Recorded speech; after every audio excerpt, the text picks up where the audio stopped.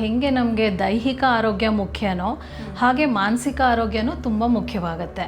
ಆದರೆ ಮಾನಸಿಕ ಆರೋಗ್ಯ ಅಂತ ಬಂದಾಗ ಒಂದು ಹೆಜ್ಜೆ ಹಿಂದೆ ಇಡ್ತಾರೆ. ಬಟ್ ಒಂದು ಸ್ಟೇಜಿಗೆ ಬಂದಮೇಲೆ ಅವರು ಒಂದ್ಸರಿ ಡಾಕ್ಟ್ರನ್ನ ಕನ್ಸಲ್ಟ್ ಮಾಡೋದು ಒಳ್ಳೆಯದಾಗುತ್ತೆ. ಆ ಒಂದು ವಾರ ಅಥವಾ 10 ದಿವಸ ಮೆನ್ಸಸ್ ಬರೋಕ್ಕಿಂತ ಮುಂಚೆನೇ ಅವ್ರಿಗೆ ತುಂಬ ಇರಿಟೇಷನ್ ಆಗೋಕ್ಕೆ ಶುರುವಾಗುತ್ತೆ, ತುಂಬ ಒಂಥರ ಸಿಟ್ಟು ಬರೋದು ಅಥವಾ ಮೂಡ್ ಸ್ವಿಂಗ್ಸು.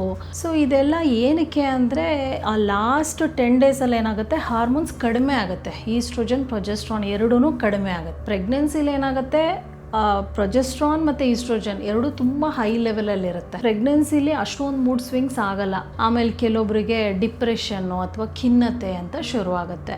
ತಾಯಿಗೆ ಅದು ಒಂಥರ ಸ್ಟ್ರೆಸ್ ಆಗೋಕ್ಕೆ ಶುರುವಾಗುತ್ತೆ. ರಾತ್ರಿ ತಾಯಿನೂ ಮಲ್ಗೋಕ್ಕಾಗ್ತಿಲ್ಲ, ಮಗುನೂ ಮಲ್ಗೋಕ್ಕಾಗ್ತಿಲ್ಲ. ಮಗು ಕಿರಿಕಿರಿ ಮಾಡ್ತಾ ಇದೆ. ತಾಯಿ ಇರ್ಬೋದು ಅಥವಾ ತಂಗಿ ಇರ್ಬೋದು, ಯಾರೋ ಒಬ್ಬರು ಮನೇಲಿ ಇದ್ಕೊಂಡು ಈ ಹೆಣ್ಮಗಳಿಗೆ ಸಪೋರ್ಟ್ ಮಾಡಿದ್ರೆ ಸ್ವಲ್ಪ ಈ ಥರ ಇಶ್ಯೂಸ್ ಎಲ್ಲ ಕಡಿಮೆ ಇರುತ್ತೆ. ಆವಾಗ ತಾಯಿಗೆ ಬರ್ಡನ್ ಕಡಿಮೆ ಆಗಿಬಿಡುತ್ತೆ. ಇದಕ್ಕೆ ನಾವು ಮಾಮ್ ಈಸ್ ಬರ್ನ್ ಔಟ್ ಅಂತ ಕರಿತೀವಿ. ಅವ್ರು ಹೇಳಲೇ ಇಲ್ಲ ಅಂದರೆ ಯಾರಿಗೂ ಗೊತ್ತೇ ಆಗಲ್ಲ ಏನು ಆಗ್ತಿದೆ ಇವರಲ್ಲಿ ಅಂತ ಗೊತ್ತಾಗಲ್ಲ. ಆವಾಗ ಚೆನ್ನಾಗಿ ಜೋರಾಗಿ ಹತ್ಬಿಟ್ರೆ ನೀವು ಅಬ್ಸರ್ವ್ ಮಾಡಿರ್ಬೋದು, ಹತ್ತ ಮೇಲೆ ಅವ್ರಿಗೇನೋ ಒಂದು ರಿಲೀಫ್ ಸಿಗುತ್ತೆ. ಸೊ ಬೆಳಗ್ಗೆ ಇಷ್ಟೊತ್ತಿಗೆ ಏಳಬೇಕು, ಇಷ್ಟೊತ್ತಿಗೆ ತಿಂಡಿ ತಿನ್ನಬೇಕು, ಒಂದು ಅರ್ಧ ಗಂಟೆ ನಾನು ಎಕ್ಸಸೈಸ್ ಮಾಡಬೇಕು, ಆಮೇಲೆ ನಂದು ವರ್ಕ್ ಪ್ಯಾಟರ್ನ್ ಹೇಗಿದೆ. ಒಂದು ಸಣ್ಣ ಜಗಳ ಆಗುತ್ತೆ ಅಂತ ಇಟ್ಕೊಳ್ಳಿ ಮನೆಯಲ್ಲಿ, ಅದು ಹೆಣ್ಮಕ್ಳ ಮೇಲೆ ಎಷ್ಟು ಇಂಪ್ಯಾಕ್ಟ್ ಬರುತ್ತೆ ಅದು ಬೇರೆ ಥರ ಇರುತ್ತೆ, ಜಾಸ್ತಿ ಇರುತ್ತೆ. ಇದರಿಂದ ನಾನು ಹೇಗೆ ಹೊರಬರಬೇಕು ಅಂಥೇಳಿ ಸ್ವಲ್ಪ ಕರೆಕ್ಷನ್ ಮಾಡ್ಕೋಬೇಕಾಗತ್ತೆ. ಹಾರ್ಮೋನ್ಸ್ದು ಒಂಥರ ಆಟ ಇದ್ದಂಗೆ.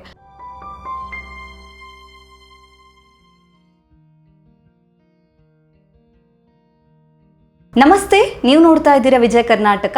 ನಾನು ರಕ್ಷಾ ಕೋಟ್ಯಾನ್. ಆರೋಗ್ಯ ಅಂತ ಹೇಳಿದ್ರೆ ನಮ್ಮದು ಫಿಸಿಕಲ್ ಹೆಲ್ತ್ ಮಾತ್ರ ಅಲ್ಲ, ಸೊ ಮೆಂಟಲಿ ನಾವೆಷ್ಟು ಹೆಲ್ದಿ ಆಗಿದ್ದೀವಿ ಅನ್ನೋದು ಕೂಡ ತುಂಬಾ ಮುಖ್ಯ ಆಗುತ್ತೆ. ಅದರಲ್ಲೂ ಕೂಡ ಇತ್ತೀಚಿನ ದಿನಗಳಲ್ಲಿ ನಾವು ನೋಡೋದಾದರೆ ಮಹಿಳೆಯರಲ್ಲಿ ಹೆಚ್ಚಾಗಿ ಅವರು ಮೆಂಟಲಿ ಕುಗ್ಗುವಂಥದ್ದು, ಅಂದರೆ ಮಾನಸಿಕವಾಗಿ ಕಿರಿಕಿರಿ ಉಂಟಾಗುವಂಥದ್ದು, ಕೋಪ. ಸೊ ಇದು ಯಾವ ಕಾರಣಕ್ಕೋಸ್ಕರ ಆಗುತ್ತೆ? ಸ್ಪೆಷಲಿ ನಾವು ಹೇಳಬೇಕು ಅಂತ ಹೇಳಿದ್ರೆ ವರ್ಕಿಂಗ್ ವುಮೆನಲ್ಲಿ ಯಾಕೆ ಈ ಮೆಂಟಲ್ ಸ್ಟ್ರೆಸ್ಸಸ್ ಜಾಸ್ತಿ ಆಗ್ತಾ ಇದೆ? ಸೊ ಇದನ್ನು ಸರಿದೂಗಿಸುವಂಥದ್ದು ಯಾವ ರೀತಿಯಾಗಿ, ಸೊ ಮಾನಸಿಕ ಆರೋಗ್ಯವನ್ನು ಕಾಪಾಡಿಕೊಳ್ಳುವಂಥದ್ದು ಯಾವ ರೀತಿ ಅನ್ನೋದ್ರ ಬಗ್ಗೆ ಹೆಚ್ಚಿನ ಮಾಹಿತಿಯನ್ನು ತಿಳಿಸ್ಕೊಡೋದಕ್ಕೆ ಇವತ್ತು ನಮ್ಮ ಜೊತೆ ಇದ್ದಾರೆ doctor Kavita Pujar, consultant obstetrician and gynaecology, motherhood hospitals, HR BR layout, Bangalore. Doctor, ಕಾರ್ಯಕ್ರಮಕ್ಕೆ ಸ್ವಾಗತ. ನಮಸ್ಕಾರ ವೀಕ್ಷಕರೇ. Raksha, thank you for the kind introduction. Thank you ma'am. So ಈಗ ಹೆಂಗೆ ನಮಗೆ ದೈಹಿಕ ಆರೋಗ್ಯ ಮುಖ್ಯನೋ ಹಾಗೆ ಮಾನಸಿಕ ಆರೋಗ್ಯನೂ ತುಂಬ ಮುಖ್ಯವಾಗುತ್ತೆ. ಓಕೆ. ಸೊ ದೈಹಿಕ ಆರೋಗ್ಯ ಆದರೆ ಜನರು ಎಲ್ಲರೂ ಬೇಗ ಹೇಳ್ಕೊಂಬಿಡ್ತಾರೆ, ಎಸ್ಪೆಷಲಿ ಹೆಣ್ಮಕ್ಳು. ಓಕೆ, ನಮ್ಗೆ ಹೊಟ್ಟೆ ನೋವಿದೆ, ತಲೆನೋವಿದೆ ಏನು ಅಂತ ಹೇಳ್ಕೊಂಬಿಡ್ತಾರೆ. ಆದರೆ ಮಾನಸಿಕ ಆರೋಗ್ಯ ಅಂತ ಬಂದಾಗ ಒಂದು ಹೆಜ್ಜೆ ಹಿಂದೆ ಇಡ್ತಾರೆ. ಹೌದು. ಅಂದರೆ ನಾ ಹೇಳ್ಕೋಬೇಕಾ ಬೇಡವಾ, ಏನು ಮಾಡೋದು ಅಂತ ಒಂದು ಅಟ್ಲೀಸ್ಟ್ ಒಂದು 5-6 ತಿಂಗಳಾದರೂ ಅವ್ರ ಮನಸ್ಸಲ್ಲೇ ಇಟ್ಕೊಂಡು ಹಾಗೆ ಕೂತ್ಕೊಂಡಿರ್ತಾರೆ.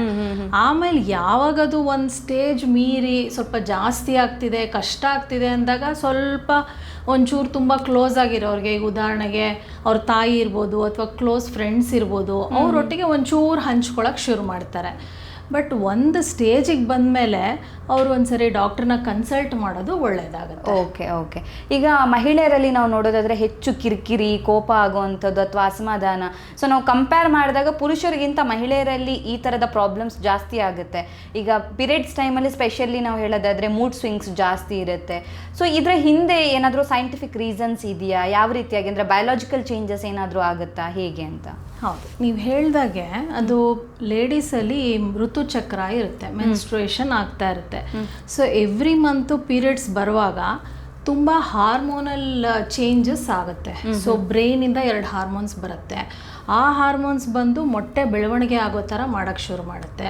ಅದಾದಮೇಲೆ ಮೊಟ್ಟೆ ಬಿಡುಗಡೆ ಆಗುತ್ತೆ. ಮೊಟ್ಟೆ ಬಿಡುಗಡೆ ಆದಮೇಲೆ ಮತ್ತೆ ಪ್ರೊಜೆಸ್ಟ್ರಾನ್ ಅಂತ ಹಾರ್ಮೋನ್ ಬರೋಕ್ಕೆ ಶುರು ಆಗುತ್ತೆ.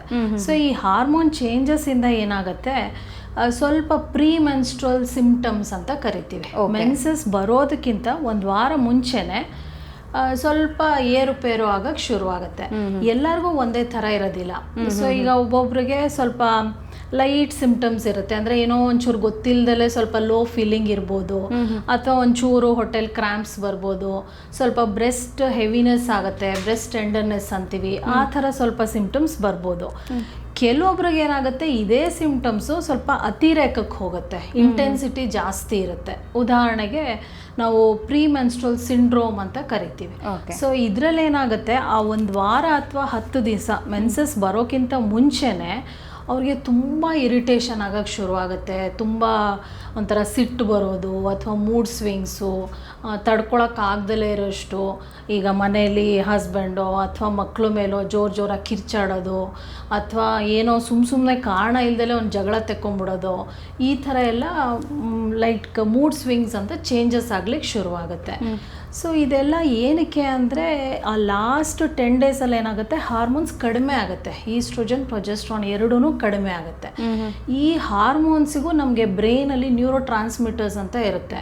ಈಗ ಉದಾಹರಣೆಗೆ ನೀವು ಕೇಳಿರ್ಬೋದು, ಸೆರೋಟೋನಿನ್ ಅಂತ ಬರುತ್ತೆ, ಡೋಪಮೀನ್ ಅಂತ ಬರುತ್ತೆ, ಇದೆಲ್ಲ ನ್ಯೂರೋ ಟ್ರಾನ್ಸ್ಮಿಟರ್ಸ್ ಅಂತ ಕರಿತೀವಿ. ಸೊ ಈ ನ್ಯೂರೋ ಟ್ರಾನ್ಸ್ಮಿಟರ್ಸ್ ಏನು ಮಾಡುತ್ತೆ, ನಮಗೆ ಒಂದು ಖುಷಿಯಾಗುವಂಥ ಅನುಭವ ಕೊಡುತ್ತೆ ಅಥವಾ ಒಂದು ಗ್ರ್ಯಾಟಿಟ್ಯೂಡ್ ಫೀಲಿಂಗ್ ಆ ಥರ ಎಲ್ಲ ಕೊಡುತ್ತೆ. ಸೊ ಈ ಹಾರ್ಮೋನ್ಸಿಂದ ಡೈರೆಕ್ಟಾಗಿ ನ್ಯೂರೋ ಟ್ರಾನ್ಸ್ಮಿಟರ್ಸಿಗೆ ಲಿಂಕ್ ಇರುತ್ತೆ. ಆದ್ದರಿಂದ ಯಾವಾಗ ಈ ಹಾರ್ಮೋನ್ಸ್ ಕಮ್ಮಿ ಆಗುತ್ತೋ ಆವಾಗ ಸ್ಲೋ ಆಗಿ ಈ ಥರ ಚೇಂಜಸ್ ಕಾಣಿಸ್ಕೊಳ್ಳುತ್ತೆ. ಸೊ ಇದಕ್ಕೆಲ್ಲ ಸ್ವಲ್ಪ ಮಟ್ಟಿಗೆ ಟ್ರೀಟ್ಮೆಂಟ್ಸ್ ಅವೈಲೇಬಲ್ ಇದೆ. ಸೊ ತುಂಬ ಜಾಸ್ತಿ ಇದ್ದವ್ರಿಗೆ ಈ ಥರ ಟ್ರೀಟ್ಮೆಂಟ್ಸ್ ಕೊಡ್ತೀವಿ, ಹಾರ್ಮೋನ್ ಟ್ರೀಟ್ಮೆಂಟ್ ಅಂತಲೇ ಕೊಡ್ತೀವಿ. ಮೈಲ್ಡ್ ಫಾರ್ಮ್ಸ್ ಇರೋರಿಗೆ ಒಂದ್ಸರಿ ಎಕ್ಸಸೈಸ್ ಮಾಡೋದು ಅಥವಾ ಸ್ವಲ್ಪ ಯೋಗ ಮಾಡಿಸೋದು, ಬೇರೆ ಥರ ನಾನ್ ಹಾರ್ಮೋನಲ್ ಥೆರಪಿ ಅಂತಲೂ ಇದೆ, ಅದನ್ನೆಲ್ಲ ಕೊಡ್ಬೋದು. ಓಕೆ. ಸೊ ಪೀರಿಯಡ್ಸ್ ಟೈಮಲ್ಲಿ ಸ್ಪೆಷಲಿ ಈ ಥರ ಮೂಡ್ ಸ್ವಿಂಗ್ಸ್ ಜಾಸ್ತಿನೇ ಆಗುತ್ತೆ ಅಂತ. ಸೊ ಹಾಗಿದ್ರೆ ಈ ಹಾರ್ಮೋನ್ಸ್ ಬಗ್ಗೆ ಹೇಳಿದ್ರಿ. ಸೊ ಒಬ್ಬ ಮಹಿಳೆಯ ಎಮೋಷ್ನಲ್ ವೆಲ್ ಬೀಯಿಂಗಿಗೆ ಈ ಹಾರ್ಮೋನ್ಸ್ ಎಷ್ಟು ಮುಖ್ಯ ಆಗುತ್ತೆ ಡಾಕ್ಟರ್? ಪೀರಿಯಡ್ಸ್ ಟೈಮನ್ನು ಹೊರತುಪಡಿಸಿ ಕೂಡ ಬಾಕಿ ಟೈಮಲ್ಲಿ ಎಷ್ಟು ಮುಖ್ಯ ಆಗುತ್ತೆ ಅಂತ? ಸೊ ಮಹಿಳೆಯರಿಗೆ ಏನಾಗುತ್ತೆ, ಸೊ ಅವ್ರದ್ದು ಪೂರ್ತಿ ಜೀವನ ಶೈಲಿಯಲ್ಲಿ ಸ್ಟಾರ್ಟಿಂಗು ಮಗುವಾಗಿರ್ತಾಳೆ ಒಂದು ಹೆಣ್ಮಗು, ಆಮೇಲೆ ಏನಾಗುತ್ತೆ ಪ್ಯೂಬರ್ಟಲ್ ಫೇಸ್ ಅಂತ ಬರುತ್ತೆ. ಸೊ ಈ ಋತುಚಕ್ರ ಸ್ಟಾರ್ಟ್ ಆಗುತ್ತೆ. ಆವಾಗ ಈಸ್ಟ್ರೋಜನ್ ಪ್ರೊಜೆಸ್ಟ್ರಾನ್ ಇದೆಲ್ಲ ಒಂದೊಂದೇ ಬರಲಿಕ್ಕೆ ಶುರುವಾಗುತ್ತೆ. ಅದಾದಮೇಲೆ ಏನಾಗುತ್ತೆ, ಪ್ರೆಗ್ನೆನ್ಸಿ ಈ ಥರ ಸ್ಟಾರ್ಟ್ ಆಗುತ್ತೆ. ಪ್ರೆಗ್ನೆನ್ಸಿ ಆದಮೇಲೆ ಮತ್ತೆ ಪೋಸ್ಟ್ ಪಾರ್ಟಮ್ ಫೇಸ್ ಅಂತೀವಿ, ಪೋಸ್ಟ್ ಡೆಲಿವರಿ ಫೇಸ್, ಆ ಥರ ಒಂದು ಫೇಸ್ ಬರುತ್ತೆ.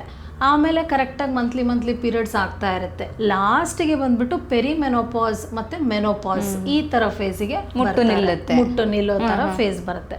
ಸೊ ಇದು ಏನೇನು ಪ್ರತಿಯೊಂದು ಫೇಸಸ್ ಇರುತ್ತೋ ಎಲ್ಲದರಲ್ಲೂ ಹಾರ್ಮೋನ್ಸ್ ಏರುಪೇರು ಆಗ್ತಾ ಇರುತ್ತೆ. ಉದಾಹರಣೆಗೆ ಫಸ್ಟಿಗೆ ಪ್ರೀ ಮೆನ್ಸ್ಟ್ರಲ್ ಫೇಸಲ್ಲಿ ಇರ್ಬೋದು. ಸೊ ಪ್ರೀ ಮೆನ್ಸ್ಟ್ರಲ್ ಫೇಸಲ್ಲಿ ನಾನು ಆವಾಗಲೇ ಹೇಳ್ದಂಗೆ ಪ್ರೊಜೆಸ್ಟ್ರಾನ್ ಕಡಿಮೆ ಆಗ್ತಾ ಹೋಗುತ್ತೆ. ಅದು ಕಡಿಮೆ ಆದಂಗೆ ಸ್ವಲ್ಪ ಇರಿಟೇಷನ್ನು ಅದೆಲ್ಲ ಶುರುವಾಗುತ್ತೆ. ನೆಕ್ಸ್ಟು ಪ್ರೆಗ್ನೆನ್ಸಿಲಿ ಏನಾಗುತ್ತೆ, ಪ್ರೊಜೆಸ್ಟ್ರಾನ್ ಮತ್ತು ಈಸ್ಟ್ರೋಜನ್ ಎರಡು ತುಂಬ ಹೈ ಲೆವೆಲಲ್ಲಿರುತ್ತೆ. ಸೊ ಹೈ ಲೆವೆಲಲ್ಲಿ ಇದ್ದಿದ್ದೇನಾಗುತ್ತೆ, ಪ್ರೆಗ್ನೆನ್ಸಿಲಿ ಅಷ್ಟೊಂದು ಮೂಡ್ ಸ್ವಿಂಗ್ಸ್ ಆಗಲ್ಲ.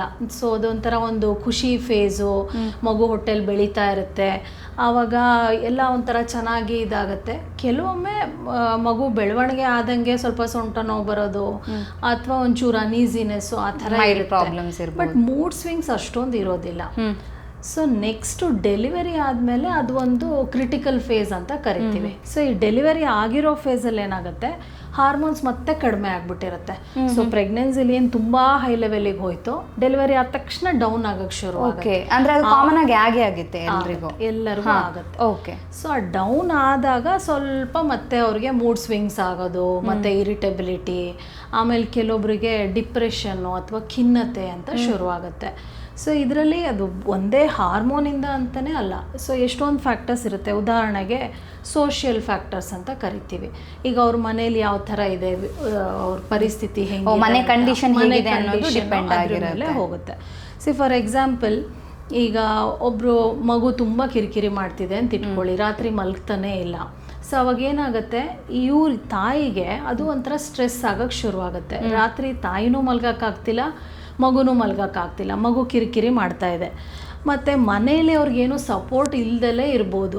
ಈಗ ಡೆಲಿವರಿ ಆದಾಗ ಆ ತಾಯಿ ಇರ್ಬೋದು ಅಥವಾ ತಂಗಿ ಇರ್ಬೋದು, ಯಾರೋ ಒಬ್ರು ಮನೇಲಿ ಇದ್ಕೊಂಡು ಈ ಹೆಣ್ಮಗಳಿಗೆ ಸಪೋರ್ಟ್ ಮಾಡಿದ್ರೆ ಸ್ವಲ್ಪ ಈ ಥರ ಇಶ್ಯೂಸ್ ಎಲ್ಲ ಕಡಿಮೆ ಇರುತ್ತೆ.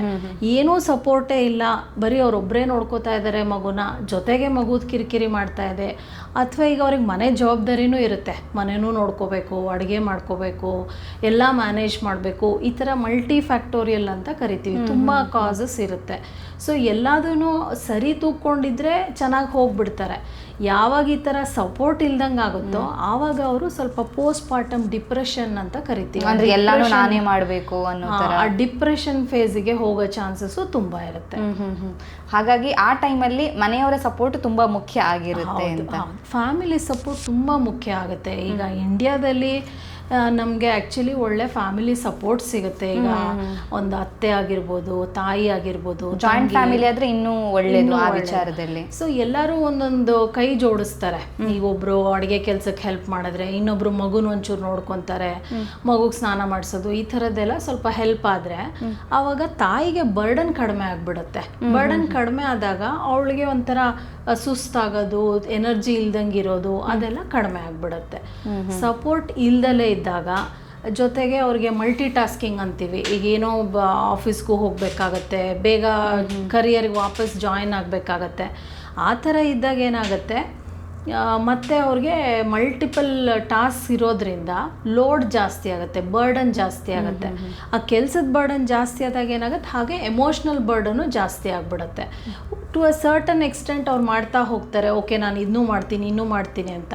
ಬಟ್ ಒನ್ ಟೈಮ್ ಬಂದಮೇಲೆ ಸಾಕಾಯಿತು, ನನಗೆ ಆಗ್ತಾ ಇಲ್ಲ ಅಂತ ಬಸ್ಟ್ ಔಟ್ ಆಗಿಬಿಟ್ಟು ಇದಕ್ಕೆ ನಾವು ಮಾಮೀಸ್ ಬರ್ನ್ ಔಟ್ ಅಂತ ಕರಿತೀವಿ. ಓಕೆ, ಸೊ ಅದಕ್ಕೊಂದು ಟರ್ಮ್ ಇದೆ ಹಂಗಾರೆ? ಹೌದು. ಓಕೆ. ಸೊ ಮಾಮೀಸ್ ಬರ್ನ್ ಔಟಲ್ಲಿ ಏನಾಗುತ್ತೆ, ಈ ಹೊಸದಾಗಿರೋ ತಾಯಿ ಅಂದರೆ ಚಿಕ್ಕ ಮಗು ಇರುತ್ತೆ ಅವರಿಗೆ, ಇದೆಲ್ಲ ಫೇಸ್ ಹೋಗ್ತಾ ಒಂದು ಲೆವೆಲ್ ತನಕ ಅವ್ರು ಕೋಪಪ್ ಮಾಡಿ ಆಫ್ಟರ್ ಎ ಸರ್ಟನ್ ಲೆವೆಲ್ ಅವ್ರು ಬಿಟ್ಬಿಡ್ತಾರೆ. ಆಗ್ತಾ ಇಲ್ಲ ನನಗೆ, ಎಕ್ಸಾಷನ್ ಅಂತೀವಿ, ಪೇರೆಂಟಲ್ ಎಕ್ಸಾಷನ್. ಓಕೆ. ಆವಾಗ ಏನೇನು ಸಿಂಪ್ಟಮ್ಸ್ ಕಾಣ್ಬೋದು ಅಂದರೆ, ಈಗ ಅವ್ರಿಗೆ ತುಂಬ ಒಂಥರ ಒಂಟಿಯಾಗಿರಬೇಕು ಅನಿಸೋದು, ಅಥವಾ ಯಾವುದ್ರಲ್ಲೂ ಇಂಟ್ರೆಸ್ಟೇ ಇರೋದಿಲ್ಲ, ಅಥವಾ ಬೆಳಗ್ಗೆ ಎದ್ದಿಳ್ತಾರೆ ಆದರೆ ನನಗೆ ನಿದ್ದೆ ಮಾಡಿದ್ದೀನಿ ಅಂತ ಸಮಾಧಾನ ಇಲ್ಲ.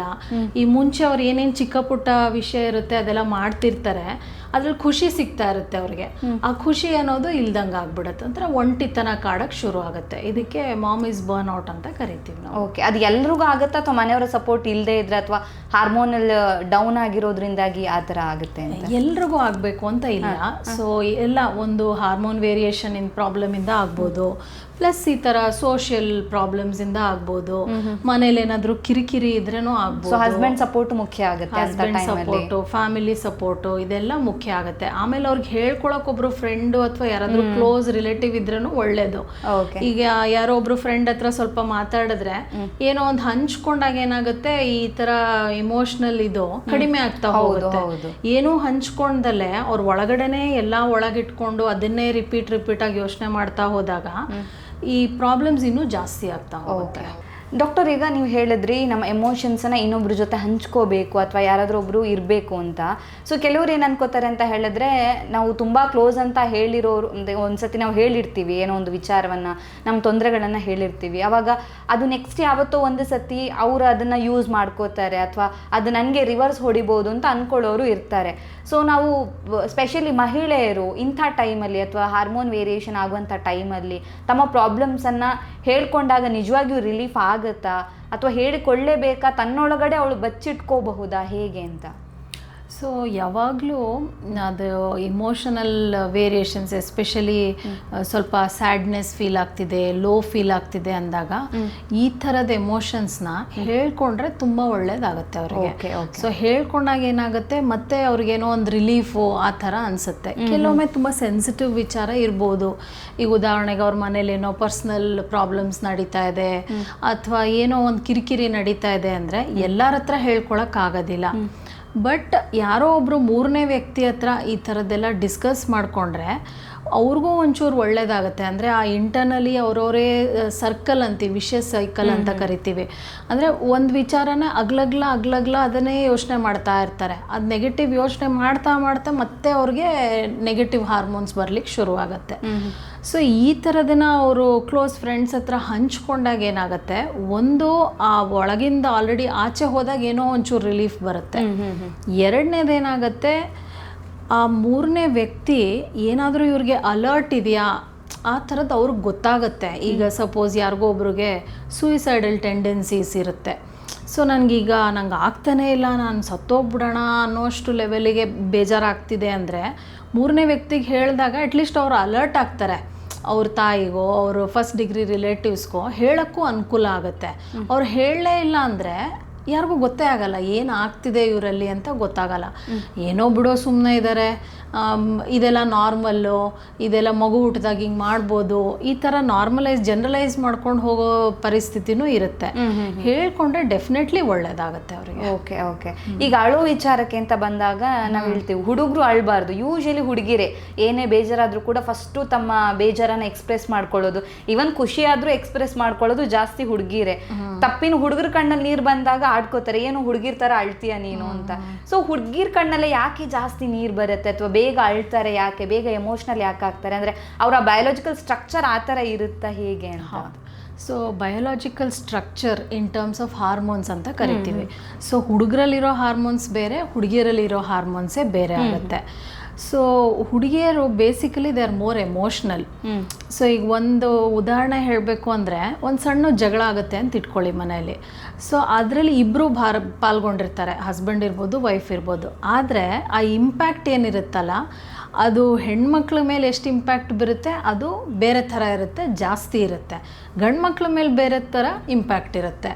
ಸೊ ಇದು it is A biological difference. ಈ ಹಾರ್ಮೋನ್ಸ್ ಏನಿದೆ ಅಲ್ಲ, ಲೇಡೀಸ್ಗೆ ಬೇರೆ ಇರೋದ್ರಿಂದ ಈ ಬಯೋಲಾಜಿಕಲ್ ಡಿಫ್ರೆನ್ಸ್ ಮೇಲೆ ಅವ್ರ ಥಿಂಕಿಂಗ್ ಪ್ರೊಸೆಸ್ಸು, ಅವ್ರ ಥಾಟ್ ಪ್ರೊಸೆಸ್ಸು ಇದೆಲ್ಲ ಸ್ವಲ್ಪ ವೇರಿಯೇಷನ್ ಆಗುತ್ತೆ. ಅತ್ತಾಗ ಏನಾಗುತ್ತೆ, ಡೋಪಮಿನ್ ಅಂತ ಒಂದು ನ್ಯೂರೋ ಟ್ರಾನ್ಸ್ಮಿಟರು ಬರುತ್ತೆ. ಆವಾಗ ಚೆನ್ನಾಗಿ ಜೋರಾಗಿ ಹತ್ಬಿಟ್ರೆ ನೀವು ಅಬ್ಸರ್ವ್ ಮಾಡಿರ್ಬೋದು, ಹತ್ತ ಮೇಲೆ ಅವ್ರಿಗೇನೋ ಒಂದು ರಿಲೀಫ್ ಸಿಗುತ್ತೆ, ಒಂದು ಸ್ವಲ್ಪ ಸಮಾಧಾನ, ಏನೋ ಎಲ್ಲ ಆಚೆಗೆ ಹೋದಂಗೆ ಏನೋ ಒಂದು ಫೀಲಿಂಗು ಬರುತ್ತೆ. So it is also something like a rescue mechanism. ನಮ್ಮನ್ನು ನಾವು ಸ್ವಲ್ಪ ಫ್ರೀ ಮಾಡ್ಕೊಳ್ಳೋ ಥರ ಒಂದು ಮೆಕ್ಯಾನಿಸಮ್ ಅದು ಅಳೋದು. Okay, but because of biological differences ಮತ್ತು ಹಾಗೆ ಹೋಗ್ತಾ ಹೋಗ್ತಾ ಸೊಸೈಟಿಲಿ ಏನಾಗಿದೆ, ಗಂಡು ಮಕ್ಕಳು ಅಳಬಾರ್ದು, ಹೆಣ್ಮಕ್ಳದಾದ್ರೆ ಹತ್ರ ಓಕೆ, ಗಂಡು ಮಕ್ಕಳು ಸಿಟ್ಟು ಮಾಡ್ಬೋದು, ಹೆಣ್ಮಕ್ಳು ಸಿಟ್ಟು ಮಾಡಬಾರ್ದು, ಆ ಥರ ಒಂದು ನಮ್ಮ ಸೊಸೈಟಿಲಿ ಹಾಗೆ ಫಾಲೋ ಮಾಡ್ಕೊಂಡು ಬಂದಿರೋದ್ರಿಂದ ಅದು ಅದೇ ತರ ಹಾಗೆ ಕಂಟಿನ್ಯೂ ಆಗ್ತಾ ಇದೆ. ಸೊ ಹಾಗಾಗಿ ಅಳೋದ್ರಿಂದ ಕೂಡ ಒಂದು ರೀತಿಯ ಬೆನಿಫಿಟ್ ಇದೆ, ಒಂದು ರೀತಿ ಇಮಿಡಿಯೇಟ್ ರಿಲೀಫ್ ಸಿಗುತ್ತೆ. Okay okay. ಹಂಗಾದ್ರೆ ಅಂದ್ರೆ ಕೆಲವರು ಅಳೋದನ್ನೇ ಆಡ್ಕೋತಾರೆ, ಬಟ್ ಅಳೋದು ಕೂಡ ಒಂದು ರೀತಿ ರಿಲೀಫ್ ಸಿಗೋದಕ್ಕೆ ಕಾರಣ ಆಗುತ್ತೆ ಅಂತ. ಓಕೆ. ಈಗ ಹಾರ್ಮೋನ್ಸ್ ಅಂತ ಬಂದಾಗ ನಾವು ಯೂಶಲಿ ಕೇಳಿರ್ತೀವಿ ಡಾಕ್ಟರ್, ಈಸ್ಟ್ರೋಜನ್, ಪ್ರೊಜೆಸ್ಟ್ರಾನ್ ಅಂತ. ಸೊ ಇದು ಹೆಂಗೆ ವರ್ಕ್ ಆಗುತ್ತೆ, ಇದು ಮೂಡ್ ಸ್ವಿಂಗ್ಸ್ ಮೇಲೆ ಹೇಗೆ ಪರಿಣಾಮ ಬೀರುತ್ತೆ ಅಂತ? ಸೊ ಋತುಚಕ್ರದಲ್ಲಿ ಫಸ್ಟ್ ಹಾಫ್, ಸೆಕೆಂಡ್ ಹಾಫ್ ಅಂತ ಎರಡು ಭಾಗ ಡಿವೈಡ್ ಮಾಡ್ತೀವಿ. ಸೊ ಫಸ್ಟ್ ಹಾಫ್ ಬಂದ್ಬಿಟ್ಟು ಮೊಟ್ಟೆ ಬೆಳವಣಿಗೆ ಆಗ್ತಾ ಇರುತ್ತೆ, ಆವಾಗ ಈಸ್ಟ್ರೋಜನ್ ಜಾಸ್ತಿ ಆಗ್ತಾ ಹೋಗುತ್ತೆ. ಸೊ ಈಸ್ಟ್ರೋಜನ್ ಅನ್ನೋ ಹಾರ್ಮೋನ್ ಏನು ಮಾಡುತ್ತೆ, ಇದು ಒಂಥರ ಎಮೋಷ್ನಲ್ ಕನೆಕ್ಟಿಗೆ ರೆಸ್ಪಾನ್ಸಿಬಲ್ ಇರೋ ಹಾರ್ಮೋನ್. ಸೊ ಈಸ್ಟ್ರೋಜನ್ ಜಾಸ್ತಿ ಇರುವಾಗ ನಮಗೆ ಬ್ರೈನಲ್ಲಿ ನ್ಯೂರೋ ಟ್ರಾನ್ಸ್ಮಿಟರ್ಸ್ ಬರುತ್ತಲ್ಲ, ಸೆರೋಟೋನಿನ್, ಡೋಪಮಿನ್, ಈ ಥರ ನ್ಯೂರೋ ಟ್ರಾನ್ಸ್ಮಿಟರ್ಸ್ ಬರುತ್ತೆ.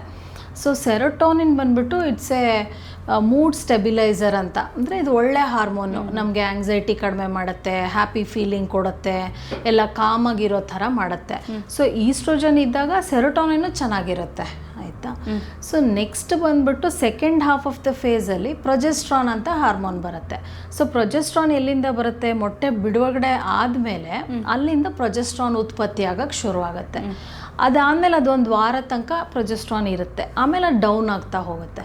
ಆ ಲಾಸ್ಟ್ 1 ವೀಕಲ್ಲಿ ಏನಾಗುತ್ತೆ, ಈಸ್ಟ್ರೋಜನ್ನು ಕಡಿಮೆ ಆಗುತ್ತೆ, ಪ್ರೊಜೆಸ್ಟ್ರಾನು ಕಮ್ಮಿ ಆಗುತ್ತೆ. ಇದೆರಡೂ ಕಡಿಮೆ ಆಗೋದ್ರಿಂದ ಮೂಡ್ ಸ್ವಿಂಗ್ಸ್ ಶುರುವಾಗುತ್ತೆ. ಸ್ವಲ್ಪ ಇರಿಟೇಷನ್ನು, ಆ್ಯಂಗರ್ ಇಶ್ಯೂಸು, ಲೈಟಾಗಿ ಲೋ ಫೀಲಿಂಗು, ಡಿಪ್ರೆಷನ್ನು, ಈ ಥರ ಇರುತ್ತೆ. ಓಕೆ. ಹಾಗಿದ್ರೆ ಮೂಡ್ ಸ್ವಿಂಗ್ಸ್ ಆದಾಗ ಅಥವಾ ನಮಗೇನೋ ಕಿರಿಕಿರಿ ಅನ್ನಿಸ್ತಾ ಇದೆ, ಅನ್ಕಂಫರ್ಟೇಬಲ್ ಫೀಲ್ ಆಗ್ತಿದೆ, ಯಾರಿಗಾದ್ರೂ ಹೋಗಿ ಹೊಡೆಯೋಣ ಅಂತ ಅನ್ಸುತ್ತೆ ಕೆಲವೊಂದ್ಸತಿ. ಯಾಕಂದರೆ ನಮಗೂ ಅದೆಲ್ಲ ಎಕ್ಸ್ಪೀರಿಯನ್ಸ್ ಆಗಿರುತ್ತೆ, ಪೀರಿಯಡ್ಸ್ ಟೈಮ್ ಹತ್ರ ಬಂದಾಗ ಆಗುತ್ತೆ. ಅಥವಾ ಯಾರಾದರೂ ಸಣ್ಣ ವಿಚಾರ ಹೇಳಿದಾಗಲೂ ಅದಷ್ಟು ದೊಡ್ಡದಿರೋದಿಲ್ಲ, ದೊಡ್ಡದು ಮಾಡೋ ಅವಶ್ಯಕತೆ ಇರೋದಿಲ್ಲ, ಬಟ್ ಸ್ಟಿಲ್ ಆ ಮೊಮೆಂಟಿಗೆ ನಮ್ಗೆ ಅದೇ ದೊಡ್ಡದು ಅಂತ ಅನಿಸ್ಬಿಡುತ್ತೆ. ಸೊ ಇಲ್ಲೆಲ್ಲ ಕಂಡೀಷನಲ್ಲಿ ಮಹಿಳೆಯರು ತಮ್ಮನ್ನು ತಾವು ಹೇಗೆ ಕಂಟ್ರೋಲ್ ಮಾಡ್ಕೋಬೇಕು? ಸೊ ಮೂಡ್ ಸ್ವಿಂಗ್ ಆದಾಗ ಯಾವ ರೀತಿಯಾಗಿ ಅದನ್ನು ಕಂಟ್ರೋಲ್ ಮಾಡ್ಕೋಬೇಕಾಗುತ್ತೆ? ಇದಕ್ಕೇನಾದರೂ ಟಿಪ್ಸ್ ಇದೆಯಾ ಡಾಕ್ಟರ್? ಸೊ ಮೂಡ್ ಸ್ವಿಂಗ್ಸು ಈಗ ಇದ್ರ ಬಗ್ಗೆ ನಮಗೆ ಅರಿವಿದ್ರೆ ಒಳ್ಳೇದು. ಸೊ ನಮಗೆ ಗೊತ್ತಿದೆ, ಇವಾಗ ಈ ಪೀರಿಯಡ್ಸಿಂದ ನಂಗೆ ಈ ಥರ ಆಗ್ತಿದೆ ಅಂತ ಗೊತ್ತಿದ್ರೆ ಅರ್ಧ ಪ್ರಾಬ್ಲಮ್ ಸಾಲ್ವ್ ಆಗಿಬಿಡತ್ತೆ. ಸೊ ಓಕೆ, ನನಗೆ ಇದರಿಂದನೇ ಆಗ್ತಿರೋದ್ರಿಂದ let me control, let me pause for a while ಅನ್ನೋ ಫೀಲಿಂಗ್ ಬರುತ್ತೆ. ಸೊ ಇನ್ನೂ ನಾವು ಸ್ವಲ್ಪ ನಮ್ಮ ಜೀವನ ಶೈಲಿನ ಚೇಂಜ್ ಮಾಡ್ಕೋಬೇಕು, ಏನು ಲೈಫ್ ಸ್ಟೈಲ್ ಮಾಡಿಫಿಕೇಷನ್ ಅಂತ ಕರಿತೀವಿ. ಸೊ ನಾವು ಒಂದು ಮೆಡಿಟೇಷನ್ ಮಾಡೋದಿರ್ಬೋದು, ಲೈಟಾಗಿ ಒಂಚೂರು ಎಕ್ಸಸೈಸ್ ಮಾಡೋದು, ಇದೆಲ್ಲ ಏನು ಮಾಡುತ್ತೆ, ಒಳ್ಳೆ ಹಾರ್ಮೋನ್ಸ್ನ ಕೊಡೋಕ್ಕೆ ಶುರು ಮಾಡುತ್ತೆ. ಅರ್ಧ ಗಂಟೆ ವಾಕ್ ಮಾಡಿದ್ರೆ ಸಾಕು ನಮಗೆ ಸೆರೋಟೋನಿನು, ಡೋಪೋಮಿನು ಈ ಥರದ್ದೆಲ್ಲ ಬಂದ್ಬಿಡುತ್ತೆ. ಸೊ ಆದ್ದರಿಂದ ಇಮಿಡಿಯೇಟಾಗಿ you start feeling better. Okay, so exercise ತುಂಬ ಇಂಪಾರ್ಟೆಂಟ್ ಆಗುತ್ತೆ. ಯಾರು ಜೀವನ ಶೈಲಿಯಲ್ಲಿ ಪ್ರತಿನಿತ್ಯ ಒಂದು ಎಕ್ಸಸೈಸ್ ಮಾಡ್ತಾ ಇರ್ತಾರೋ ಅವರಿಗೆ ಈ ಥರ ಇಶ್ಯೂಸ್ ತುಂಬ ಕಡಿಮೆ ಬರುತ್ತೆ. ಓಕೆ, ಸೊ ಇದು ಒಂದು ಹೆಲ್ದಿ ಟಿಪ್. ಓಕೆ, ಇದು ಮಾಡಿದ್ರೆ ಸಾಕು ನಿಮಗೆ ಈ ಇಶ್ಯೂಸ್ ಎಲ್ಲ ಒಂದು ತಕ್ಕ ಮಟ್ಟಿಗೆ ಕಡಿಮೆ ಆಗಿಬಿಡತ್ತೆ. ಆಮೇಲೆ ಸ್ವಲ್ಪ ಜರ್ನಲಿಂಗ್ ಅಂತ ಮಾಡ್ಬೋದು. ಸೊ ಏನೇನು ನಮ್ಮ ಥಾಟ್ಸ್ ಬರ್ತಾ ಇರುತ್ತೆ ಅದನ್ನೆಲ್ಲ ಒಂದು ಸಣ್ಣ ಡೈರಿಲಿ ಓಕೆ ನನಗೆ ಈ ಥರ ಆಯಿತು ಅಂತ ಬರ್ಕೊತಾ ಹೋದ್ರೂ it is A good way of handling these emotions. ಇನ್ನೊಂದು ಯಾರ ಹತ್ರನಾದರೂ ಫ್ರೆಂಡ್ ಹತ್ರ ಮಾತಾಡ್ಬೋದು, ನನಗೆ ಈ ಥರ ಆಗ್ತಿದೆ ಅಥವಾ ನನಗೆ ಏನು ಕಷ್ಟ ಅನಿಸ್ತಿದೆ, ಇದೆಲ್ಲ ಒಂದು ಫ್ರೆಂಡು, ತಾಯಿ ಯಾರ ಹತ್ರ ಮಾತಾಡಿದ್ರೆ ಕೂಡ ಒಳ್ಳೇದಾಗುತ್ತೆ. ಸೊ ಭಾವನೆಗಳನ್ನು ಹೊರ ಹಾಕಬೇಕು. ಹೌದು, ನಮ್ಮಲ್ಲೇ ನಾವು ಇಟ್ಕೊಂಡಷ್ಟು ಅದು ಒಂದಿನ ಇಟ್ಕೊಂಡು ಒಂದಿನ ಬಸ್ಟ್ ಔಟ್ ಆಗೋ ಚಾನ್ಸಸ್ ಇರುತ್ತೆ. ಸೊ ಅವಾಗಾಗೋ ಇಂಪ್ಯಾಕ್ಟ್ಗಿಂತ ಫಸ್ಟಿಗೆ ನಾವು ಅದನ್ನು ಹೊರ ಹಾಕಿದಾಗ ಮನಸ್ಸು ಸಣ್ಣದು ಚಿಕ್ಕ ಲೆವೆಲಲ್ಲಿ ಇದ್ದಾಗಲೇ ಅದನ್ನ ಆಚೆ ಹಾಕ್ಬಿಟ್ರೆ ಅದಕ್ಕೊಂದು ಸೊಲ್ಯೂಷನು ಸಿಗುತ್ತೆ. ಆಮೇಲೆ ಕರೆಕ್ಷನ್ ಮಾಡ್ಕೋಬೇಕು. ಹೌದು, ಬರೀ ನಾವು ಆಚೆ ಹಾಕ್ತಾ ಇದೀವಿ, ಎಲ್ಲರಿಗೂ ಹೇಳ್ತಾ ಇದೀವಿ ಅಂದ್ರೆ ಆಮೇಲೆ 3ನೇ ದಿನ ಯಾರು ಬರದೇ ಇಲ್ಲ ಕೇಳಕ್ಕೆ. ಆಚೆನೂ ಹಾಕ್ಬೇಕು, ಜೊತೆಗೆ ಏನ್ ಕರೆಕ್ಷನ್ ಮಾಡ್ಕೋಬಹುದು, ಇದರಿಂದ ನಾನು ಹೇಗೆ ಹೊರಬರ್ಬೇಕು ಅಂತ ಹೇಳಿ ಸ್ವಲ್ಪ ಕರೆಕ್ಷನ್ ಮಾಡ್ಕೋಬೇಕಾಗುತ್ತೆ. ಯಾವಾಗ ತುಂಬಾ ಜಾಸ್ತಿ ಆಗುತ್ತೆ, ಕೆಲವೊಬ್ರಿಗೆ PMS ತುಂಬಾ ಅತಿಯಾಗಿರುತ್ತೆ, ಅವರಿಗೆ ನಾವು ಹಾರ್ಮೋನ್ ಟ್ರೀಟ್ಮೆಂಟ್ ಕೊಡಬೇಕಾಗುತ್ತೆ. ಓಕೆ, ಆಗ್ಲೇ ನೀವು ಮಲ್ಟಿ ಟಾಸ್ಕಿಂಗ್ ಬಗ್ಗೆ ಹೇಳಿದ್ರಿ ಡಾಕ್ಟರ್. ಅಂದ್ರೆ ಈ ಕಡೆಯಿಂದ ಮನೆ ಕೆಲಸ, ಈಗ ಮಕ್ಕಳಾಯ್ತು ಅಂತ ಹೇಳಿದ್ರೆ ಮಕ್ಕಳ ಜವಾಬ್ದಾರಿ, ಅದ್ರ ಜೊತೆಗೆ ಹೊರಗಡೆ ಹೋಗಿ ದುಡಿಯೋದಾದ್ರೆ ಅದನ್ನು ಬ್ಯಾಲೆನ್ಸ್ ಮಾಡಬೇಕು. ಸೊ ಒಂದು ರೀತಿ ಮಹಿಳೆಯರ ಜೀವನ ಹೆಂಗಿರುತ್ತೆ ಅಂದ್ರೆ ಮನೇಲೂ ಬ್ಯಾಲೆನ್ಸ್ ಮಾಡಬೇಕು, ಹೊರಗಡೆನೂ ಬ್ಯಾಲೆನ್ಸ್ ಮಾಡಬೇಕು, ಅಟ್ ದ ಸೇಮ್ ಟೈಮ್ ಆ ಸಂಬಂಧಗಳನ್ನ ಬ್ಯಾಲೆನ್ಸ್ ಮಾಡಬೇಕು. ಸೊ ಈ ಮಲ್ಟಿ ಟಾಸ್ಕಿಂಗ್ ಅಲ್ಲಿ ಮಹಿಳೆಯರಲ್ಲಿ ಏನೆಲ್ಲ ಚೇಂಜಸ್ ಆಗುತ್ತೆ, ಅಂದ್ರೆ ಎಲ್ಲಿ ಎಡವುತ್ತಾರೆ, ಹೇಗೆ ಇದ್ರ ಬಗ್ಗೆ ತಿಳಿಸ್ಕೊಡೋದಾದ್ರೆ? ಸೊ ಇತ್ತೀಚಿನ ಕಾಲದಲ್ಲಿ ವರ್ಕಿಂಗ್ ವಿಮೆನ್ ತುಂಬ ಜಾಸ್ತಿ ಆಗಿದ್ದಾರೆ. ಸೊ ವರ್ಕಿಂಗ್ ಇದ್ದಾಗಲೇ ಈ ಮಲ್ಟಿ ಟಾಸ್ಕಿಂಗ್ ಅನ್ನೋದು ಶುರು ಆಗುತ್ತೆ. ಈಗ ನಮ್ಮ ಸೊಸೈಟಿ ನಾರ್ಮ್ಸ್ ಹೆಂಗಿರುತ್ತೆ ಅಂದರೆ, ವರ್ಕಿಂಗ್ ಇದ್ದಾರೆ ಅಂದ ತಕ್ಷಣ ಮನೇದೇನು ರೆಸ್ಪಾನ್ಸಿಬಿಲಿಟಿ ತೊಗೋಬೇಡಿ ಅಂತ ಇರಲ್ಲ. ಸೊಸೈಟಿ ಏನು ಎಕ್ಸ್ಪೆಕ್ಟ್ ಮಾಡುತ್ತೆ, ಮನೇಲಿ ತಾಯಿಯಾಗಿರಬೇಕು, ತಂಗಿಯಾಗಿರಬೇಕು, ಅಪ್ಪ ಅಮ್ಮ, ಅತ್ತೆ ಮಾವ, ಪೇರೆಂಟ್ಸ್ ಇದ್ದರೆ ಅವ್ರನ್ನ ನೋಡ್ಕೊಳ್ಳೋ ಸ್ಟೇಜಲ್ಲೂ ಇರಬೇಕು, ಮನೆಯದೆಲ್ಲ ನಡಿಬೇಕು, ಮಕ್ಕಳಿದ್ರೆ ಅವ್ರು ಹೋಮ್ವರ್ಕ್ ಮಾಡಿಸ್ಬೇಕು, ಈ ಥರ ಎಷ್ಟೊಂದು ಕೆಲಸ ಇರುತ್ತೆ. ಈ ಹೆಣ್ಮಗಳು ಎಲ್ಲದನ್ನು ಒಟ್ಟಿಗೆ ಮಾಡುವಾಗ ಇದಕ್ಕೆ ನಾವು ಮಲ್ಟಿ ಟಾಸ್ಕಿಂಗ್ ಅಂತ ಕರಿತೀವಿ. ಸೊ ಇನಿಷಿಯಲಿ ಏನಾಗುತ್ತೆ, ಅವರು ಫುಲ್ ಎನರ್ಜೆಟಿಕ್ ಆಗಿರ್ತಾರೆ. ಓಕೆ, ನಾನು ಅದು ಮಾಡಬೇಕು, ಇದು ಮಾಡಬೇಕು ಅಂತ ಎಲ್ಲ ಮಾಡ್ತಾ ಇರ್ತಾರೆ. ಬಟ್ ಯಾವಾಗಿದು ತುಂಬ ಅತಿರೇಕ, ಓವರ್ಲೋಡ್ ಆಗುತ್ತೋ, ಈಗ ಉದಾಹರಣೆಗೆ ಮನೆಯಲ್ಲೂ ಇಷ್ಟೊಂದು ಕೆಲಸ ಇದೆ, ಮನೆ ಜವಾಬ್ದಾರಿ ಇಷ್ಟು ಮಾಡ್ಕೋಬೇಕು, ಜೊತೆಗೆ ಆಫೀಸ್ಗೆ ಹೋಗೋಕ್ಕೆ ಶುರು ಆಗುತ್ತೆ. ಆಫೀಸಲ್ಲೂ ಏನಾಗುತ್ತೆ, ಎಲ್ಲಾನು ಸ್ಮೂತಾಗಿರಲ್ಲ. ಹೌದು, ಕರೆಕ್ಟಾ? ಸೊ ಆಫೀಸಲ್ಲಿ ಒಂದು ಜೆಂಡರ್ ಬಯಾಸ್ ಅಂತ ಬರ್ಬೋದು, ಅಥವಾ ಸ್ವಲ್ಪ ಸುಪೀರಿಯರ್ಸ್ ಜೊತೆ ಮೈಕ್ರೋ ಅಗ್ರೆಷನ್ ಅಂತೀವಿ, ಆ ಥರ ಏನಾದ್ರು ತೊಂದರೆಗಳು ಬರ್ಬೋದು. ಈಗ ಹೆಣ್ಮಕ್ಳಿಗೂ ನಾವು ಒಂದು ಏನೋ ಅಚೀವ್ ಮಾಡಿಬಿಟ್ಟು ಒಂದು ಲೆವೆಲಿಗೆ ಹೋಗಬೇಕು, ನಮ್ಮನ್ನೂ ಒಂದು ಸೊಸೈಟಿ ರೆಕಗ್ನೈಸ್ ಮಾಡಬೇಕು ಅಂತಲೂ ಫೀಲಿಂಗ್ ಇರುತ್ತೆ. ಸೊ ಇದೆಲ್ಲ ಮಾಡ್ತಾ ಮಾಡ್ತಾ ಏನಾಗುತ್ತೆ, ಒಂದು ಸ್ಟೇಜಿಗೆ ಬಂದಾಗ ಅದು ತುಂಬ ಜಾಸ್ತಿ ಆಗಿಬಿಡುತ್ತೆ. ಜಾಸ್ತಿ ಆದಾಗ ಏನಾಗುತ್ತೆ, ಅವ್ರಿಗೆ ತಡ್ಕೊಳಕ್ಕಾಗಲ್ಲ, ಈ ಬರ್ಡನ್ ಅನ್ಸೋಕ್ಕೆ ಶುರುವಾಗುತ್ತೆ. ಬರ್ಡನ್ ಆದಾಗ ಆವಾಗ ಒಂದು ಇನಿಷಿಯಲ್ ಫೇಸಲ್ಲಿ ಸ್ಟ್ರೆಸ್ ಹಾರ್ಮೋನ್ಸ್ ರಿಲೀಸ್ ಆಗೋಕ್ಕೆ ಶುರುವಾಗುತ್ತೆ. ಸ್ಟ್ರೆಸ್ ಅಂದರೆ ಏನು? ಸೊ ಇಷ್ಟು ಕೆಲಸ ಮಾಡೋಕ್ಕಾಗ್ತಿಲ್ಲ, ನಮ್ಮ ಬಾಡಿನೇ ಸ್ಟ್ರೆಸ್ ಹಾರ್ಮೋನ್ಸ್ ಪ್ರೊಡ್ಯೂಸ್ ಮಾಡುತ್ತೆ. ಆವಾಗ ಬಾಡಿ ಎನರ್ಜೈಸ್ ಆಗುತ್ತೆ, ಇನ್ನೂ ಸ್ವಲ್ಪ ಜಾಸ್ತಿ ಕೆಲಸ ಮಾಡೋಕ್ಕೆ ರೆಡಿ ಆಗುತ್ತೆ. ಬಟ್ ಒಂದಿನ ಚೆನ್ನಾಗಿರುತ್ತೆ, 2ನೇ ದಿನ ಇನ್ನೊಂದು ಸ್ವಲ್ಪ ಜಾಸ್ತಿ ಮಾಡ್ಬೋದು. ಬಟ್ ಇದೇನೇ ಕ್ರಾನಿಕ್ಕಾಗಿ ಆಗ್ತಾ ಹೋದರೆ, 1 ದಿನ ಆಯಿತು, 2 ದಿನ ಆಯಿತು, ಎವ್ರಿ ಡೇ ಇದೇ ಥರ ಆದರೆ ಒಂದು ಸರ್ಟನ್ ಪಾಯಿಂಟಿಗೆ ಹೋದ್ಮೇಲೆ ಸಾಕು ಅಂತ ಬಾಡಿ ಸ್ಟಾಪ್ ಮಾಡೋಕ್ಕೆ ಶುರು ಆಗುತ್ತೆ. ಅಂದರೆ ಒಂದು ಎಕ್ಸಾಷನ್ ಫೇಸಿಗೆ ಹೋಗ್ಬಿಡ್ತಾರೆ. ಸೊ ಆ ಎಕ್ಸಾಷನ್ ಫೇಸಲ್ಲಿ ಅವರು ಒಂಥರ ಇಂಡ್ರಾನ್ ಫೀಲಿಂಗ್ ಅಥವಾ ಲೋನ್ಲಿ ಫೀಲ್ ಆಗೋದು, ಲೋ ಫೀಲ್ ಆಗೋದು, ಆ ಕೆಲಸದಲ್ಲಿ ಖುಷಿ ಇಲ್ದಲೇ ಇರೋದು, ನನಗೆ ಯಾರೂ ಇಲ್ಲ ಅನ್ನೋ ಥರ ಫೀಲ್ ಆಗುತ್ತೆ, ಆ ಥರ ಲೋನ್ಲಿನೆಸ್ ಎಲ್ಲ ಬರಲಿಕ್ಕೆ ಶುರುವಾಗುತ್ತೆ. ಅವಾಗ ಅದ್ರ ಜೊತೆಗೆ ಅವ್ರದ್ದು ಏನು ಕಾನ್ಫಿಡೆನ್ಸ್ ಲೆವೆಲ್ ಇರುತ್ತೆ ಅದೂ ಕಡಿಮೆ ಆಗುತ್ತೆ. ಆಮೇಲೆ ಅವ್ರದ್ದು ಸೆಲ್ಫ್ ಎಸ್ಟೀಮ್ ಅಂತೀವಿ ಅದೂ ಕಡಿಮೆ ಆಗಿಬಿಡುತ್ತೆ. ಗಿಲ್ಟ್ ಫೀಲಿಂಗ್ ಬರುತ್ತೆ. ಈಗ ಆಫೀಸಲ್ಲಿ ಕೆಲಸ ಮಾಡ್ತಿರ್ತಾರೆ, ಅಲ್ಲಿ ಜಾಸ್ತಿ ಕೆಲಸ ಮಾಡಿದ್ರೆ ಅಯ್ಯೋ ನನ್ನ ಮನೇಲಿ ನೋಡ್ಕೊಳ್ಳಿಲ್ವಲ್ಲ, ಮಗು ನೋಡ್ಕೊಳ್ಳಿಲ್ವಲ್ಲ ಅನ್ನೋದು ಫೀಲಿಂಗ್ ಬರುತ್ತೆ. ಈಗ ಆಫೀಸಲ್ಲಿ ಜಾಸ್ತಿ ಮಾಡಿದಾಗ ಈ ಥರ ಫೀಲ್ ಆದರೆ ಆಪೋಸಿಟು ಆಗುತ್ತೆ. ಈಗ ಮನೇಲಿ ಜಾಸ್ತಿ ಮಾಡೋರಿಗೆ ನನ್ನ ಕರಿಯರ್ ಕಡೆ ಗ್ರೋತೇ ಆಗಲಿಲ್ಲ ನಂದು, ಆ ಥರನೂ ಫೀಲಿಂಗ್ಸ್ ಆಗಕ್ಕೆ ಶುರು ಆಗುತ್ತೆ. ಸೊ ಎರಡೂ ಕಡೆ ಏನಾಗುತ್ತೆ, ಒಂದು ರೀತಿ ಗಿಲ್ಟ್ ಇರುತ್ತೆ. ನಾನೇನೋ I am not able to give my 100% ಅನ್ನೋ ಥರ ಒಂದು ಫೀಲಿಂಗು ಬರುತ್ತೆ. ಸೊ ಇದರಿಂದ ಸ್ಲೋ ಆಗಿ ಕಾನ್ಫಿಡೆನ್ಸ್ ಲೆವೆಲು ಕಮ್ಮಿ ಆಗಿಬಿಡುತ್ತೆ. ಓಕೆ. ಸೊ ಮಲ್ಟಿ ಟಾಸ್ಕಿಂಗ್ ಒಳ್ಳೇದಲ್ಲ ಅಂತಲ್ಲ, ಬಟ್ ಎಷ್ಟು ಲೋಡ್ ನಾವು ತಗೋಬೋದು ಅನ್ನೋದು ಮುಖ್ಯ ಆಗುತ್ತೆ. ಸೊ ಅದು ಯಾವಾಗ ಜಾಸ್ತಿಯಾಗಿ ಅತಿರೇಕಕ್ಕೆ ಹೋಗುತ್ತೋ ಆವಾಗ ಕಷ್ಟ ಆಗಕ್ಕೆ ಶುರು ಆಗುತ್ತೆ. ಅಂತ ಟೈಮಲ್ಲಿ ಬ್ಯಾಲೆನ್ಸ್ ಹೇಗೆ ಮಾಡಬೇಕು ಅಂತಂದರೆ, ಈಗ ನಮಗೆ ಹೆವಿ ಆಗ್ತಿದೆ ಅಂದಾಗ ಕೆಲಸ ಬಿಡೋಕ್ಕೂ ಅಲ್ಲ, ಕೆಲವೊಂದು ಸತಿ ಫಿನಾನ್ಷಿಯಲ್ ಕಂಡೀಷನು ನೋಡ್ಕೋಬೇಕಾಗತ್ತೆ. ಹಾಗಂತ ಹೇಳಿ ಇಲ್ಲ ನಾನು ಮನೆಯವ್ರನ್ನೇ ನೋಡ್ಕೊಳ್ಳಲ್ಲ ಬರೀ ಕೆಲಸಕ್ಕೆ ಹೋಗ್ತೀನಿ ಅಂತ ಹೇಳಿದ್ರೆ ಅದು ಮಾಡೋಕ್ಕಾಗಲ್ಲ. ಸೊ ಎರಡನ್ನೂ ಬ್ಯಾಲೆನ್ಸ್ ಮಾಡಬೇಕು, ಅದು ಅನಿವಾರ್ಯತೆ ಇದೆ, ಬೇರೆ ಆಪ್ಷನ್ಸ್ ಇಲ್ಲ. ಅಟ್ ದ ಸೇಮ್ ಟೈಮ್ ನನ್ನ ಹೆಲ್ತೂ ನಾನು ನೋಡ್ಕೋಬೇಕಾಗತ್ತೆ. ಸೊ ಹೇಗೆ ಆ ಲೋನ್ಲಿನೆಸ್ ಆಗಿರ್ಬೋದು, ಆ ಬರ್ಸ್ಟ್ ಔಟ್ ಆಗುವಂಥದ್ದು, ಅಂದರೆ ನನಗೆ ಯಾವುದು ಬೇಡ ಅಂತ ಒಂದು ಸರ್ಟೆನ್ ಪಾಯಿಂಟಲ್ಲಿ ನೀವು ಹೇಳಿದ್ರಿ ಸ್ಟಾಪ್ ಮಾಡ್ತೀವಿ ಅಂತ. ಸೊ ಆ ಟೈಮಲ್ಲಿ ನಮ್ಮನ್ನು ನಾವು ಹೇಗೆ ಕಂಟ್ರೋಲ್ ಮಾಡಿಕೊಂಡ್ರೆ ಒಳ್ಳೆಯದು, ಟಿಪ್ಸ್ ಏನಾದರೂ ಇದೆಯಾ ಅಂತ? ಸೊ ಈ ಥರ ಓವರ್ ಬರ್ಡನ್ ಅಥವಾ ಎಕ್ಸಾಷನ್ ಆದಾಗ ಮೊದಲನೇದು ಈ ಸೂಪರ್ ಮಾಮ್ ನಾನೇ ಎಲ್ಲ ಮಾಡಿಬಿಡ್ತೀನಿ ಅನ್ನೋ ಆ್ಯಟಿಟ್ಯೂಡ್ನ ಬಿಡಬೇಕಾಗತ್ತೆ. ಸೊ ನನ್ನ ಕೈಲಿ ಎಷ್ಟಾಗುತ್ತೆ, ವಾಟ್ ಈಸ್ ಮೈ ಲಿಮಿಟೇಷನ್, ನನ್ನ ಕೆಪಾಸಿಟಿ ಎಷ್ಟಿದೆ ಅದನ್ನು ನೋಡ್ಕೋಬೇಕು. ಸೊ ಬೇರೆದನ್ನು ಈಗ ಅದನ್ನು ನಾವು ವರ್ಕ್ನ ಡಿವೈಡ್ ಮಾಡ್ಕೋಬೇಕಾಗತ್ತೆ. ಯಾವುದು must do, should do, I can do, ಈ ಥರ 2-3 ಕ್ಯಾಟಗರಿ ಡಿವೈಡ್ ಮಾಡ್ಕೋಬೇಕಾಗತ್ತೆ. ಈಗ I must do this work, important ಇದೆ, ಇದು ಮಾಡಲಿಲ್ಲ ಅಂದರೆ ಆಗಲ್ಲ ಅನ್ನೋದನ್ನು ಪ್ರಯಾರಿಟೈಸ್ ಮಾಡ್ಕೋಬೇಕು. ಯಾವುದು ಲೆಸ್ ಇಂಪಾರ್ಟೆಂಟ್ ವರ್ಕ್ ಅದನ್ನು ಸ್ವಲ್ಪ ಪುಷ್ ಮಾಡ್ಕೋಬೋದು, ಅಥವಾ ಅದನ್ನು ಯು ಕ್ಯಾನ್ ಡೆಲಿಗೇಟ್, ಬೇರೆಯವ್ರ ಕೈಲಿ ಮಾಡಿಸ್ಕೊಳ್ಳೋ ಥರ ಮಾಡ್ಕೋಬೇಕಾಗತ್ತೆ. ಸೊ ಈ ಥರ ವರ್ಕ್ನ ಡಿವೈಡ್ ಮಾಡ್ಕೋಬೇಕಾಗತ್ತೆ. ಆವಾಗ ಸ್ವಲ್ಪ ಈಸ್ ಔಟ್ ಆಗೋಕ್ಕೆ ಶುರುವಾಗುತ್ತೆ. ಓಕೆ. ಎರಡನೇದು ನಾನೇ ಎಲ್ಲ ಮಾಡಬೇಕು, ಎಲ್ಲ ನನ್ನಿಂದನೇ ಆಗಬೇಕು ಅನ್ನೋದನ್ನು ಬಿಡಬೇಕಾಗತ್ತೆ. ಮೂರನೇದಾಗಿ ಸ್ಲೋ ಆಗಿ ಡೆಲಿಗೇಷನ್ನು ಮಾಡಿಕೊಂಡು ನಿಧಾನಕ್ಕೆ ಆ ದಿನಚರಿಯಲ್ಲಿ ಅವ್ರ ಸೆಲ್ಫ್ ಕೇರು ಇಂಪಾರ್ಟೆಂಟ್ ಆಗುತ್ತೆ. ಸೊ ಸೆಲ್ಫ್ ಕೇರ್ ಅಂದರೆ ಏನು, ಅವ್ರಿಗೋಸ್ಕರ ಒಂದು ಸ್ವಲ್ಪ ಟೈಮ್ ತೊಗೊಂಡು ಅವ್ರು ಒಂಚೂರು ಮೆಡಿಟೇಷನ್ ಮಾಡೋದಾಯಿತು, ಒಂದು ಎಕ್ಸಸೈಸ್ ಮಾಡೋದಾಯಿತು, ಫುಡ್ಡು ಡಯಟ್ ಬಗ್ಗೆ ಅವ್ರು ಗಮನ ಕೊಡಬೇಕು. ಆಮೇಲೆ ಅವರು ಒಂದು ರೆಡಿ ಆಗೋದಾಯಿತು, ಅವ್ರ ಪರ್ಸ್ನಲ್ ಬಾಡಿ ನೀಡ್ಸ್ ಏನೇನಿದೆ ಅದಕ್ಕೂ ಒಂಚೂರು ಟೈಮ್ ಕೊಡಬೇಕಾಗತ್ತೆ. ಅದೆಲ್ಲ ಟೈಮ್ ಕೊಟ್ಟರೆ ಆವಾಗ ಆ ಫೇಸಲ್ಲಿ ಒಂಚೂರು ರಿಲ್ಯಾಕ್ಸೇಷನ್ನು ಬರುತ್ತೆ, ಮತ್ತೆ ಎಲ್ಲ ಸರಿ ಆಗ್ತಾ ಹೋಗುತ್ತೆ. ಓಕೆ. ಇನ್ನು ಕೆಲವ್ರಿಗೆ ಏನಾಗುತ್ತೆ ಅಂದರೆ ಡಾಕ್ಟರ್ ನಿದ್ದೆ ಬರೋದಿಲ್ಲ ಹೇಳ್ತಾರೆ, ಅಂದರೆ ಯಂಗ್ ಏಜಲ್ಲಿ ಪ್ರಾಬ್ಲಮ್ ಇರೋದಿಲ್ಲ, ಬಟ್ ಹೋಗ್ತಾ ಹೋಗ್ತಾ ಈ ಒಂದೊಂದು ಹಂತ ದಾಟ್ತಾ ಹೋದಂಗೆ ನಿದ್ದೆ ಪ್ರಾಬ್ಲಮ್ ಆಗುತ್ತೆ. ಸೊ ಸರಿಯಾಗಿ ನಿದ್ದೆ ಆಗದಿರೋದು ಕೂಡ ಮಹಿಳೆಯರ ಮಾನಸಿಕ ಸ್ಥಿತಿ ಮೇಲೆ ಅದು ಪರಿಣಾಮವನ್ನು ಬೀರುತ್ತಾ? ಸೊ ನಿದ್ದೆ ಮಾಡಬೇಕು, ಪ್ರಾಪರಾಗಿ ನಿದ್ದೆ ಬರಬೇಕು ಅಂತ ಹೇಳಿದ್ರೆ ಏನು ಮಾಡಬೇಕು? ಸೊ ಯಾವೆಲ್ಲ ಪ್ರಿಕಾಷನ್ಸನ್ನು ತಗೋಬೇಕಾಗುತ್ತೆ ನಾವು ಅಂತ? ಸೊ ನಿದ್ರೆದು ಮುಖ್ಯವಾಗಿ 2 ಫೇಸಲ್ಲಿ ತೊಂದರೆ ಬರುತ್ತೆ. ಒಂದು ಪೋಸ್ಟ್ ಮಾರ್ಟಮ್ ಫೇಸ್ ಅಂತೀವಿ, ಅಂದರೆ ಡೆಲಿವರಿ ಆಗಿ ಬಾಣಂತಿ ಫೇಸಲ್ಲಿ ಇರ್ತಾರೆ.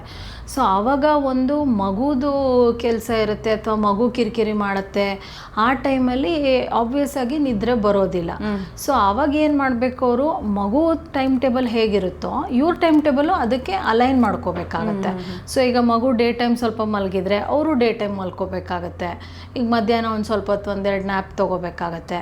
ಆವಾಗ ಏನಾಗುತ್ತೆ, ರಾತ್ರಿ ಮಗು ನೋಡ್ಕೊಳ್ಳೋಕ್ಕೂ ಇವ್ರಿಗೆ ಎನರ್ಜಿ ಸಿಗುತ್ತೆ, ಜೊತೆಗೆ ಇವ್ರ ಬಾಡಿಲೂ ಎಲ್ಲ ಅಸಮತೋಲನ ಏನಿದೆ ಅದೆಲ್ಲ ಕಡಿಮೆ ಆಗ್ತಾ ಹೋಗುತ್ತೆ. ಇನ್ನೊಂದು ಪೆರಿಮೆನೋಪಾಸ್ ಮತ್ತು ಮೆನೋಪಾಸ್. ಈ ಮೆನೋಪಾಸಲ್ಲಿ ಏನಾಗುತ್ತೆ, ಮತ್ತೆ ನಾನು ಹೇಳಿದಾಗೆ ಈಸ್ಟ್ರೋಜನ್, ಪ್ರೊಜೆಸ್ಟ್ರಾನ್ ಈ ಹಾರ್ಮೋನ್ಸು ಏರುಪೇರು ಆಗೋಕ್ಕೆ ಶುರು ಆಗುತ್ತೆ. ಕೆಲವೊಮ್ಮೆ ಜಾಸ್ತಿ ಆಗುತ್ತೆ, ಕೆಲವೊಮ್ಮೆ ಕಡಿಮೆ ಆಗುತ್ತೆ. ಕಡಿಮೆ ಆಗ್ತಾ ಆಗ್ತಾ ಆಗ್ತಾ ಈ ಇರಿಟೇಷನ್ನು, ಮೂಡ್ ಸ್ವಿಂಗ್ಸು ಇದೆಲ್ಲ ಬರುತ್ತೆ. ಅದೇ ಟೈಮಲ್ಲಿ ಈ ಸ್ಲೀಪ್ ಡಿಸ್ಟರ್ಬೆನ್ಸಸ್ ಶುರುವಾಗುತ್ತೆ.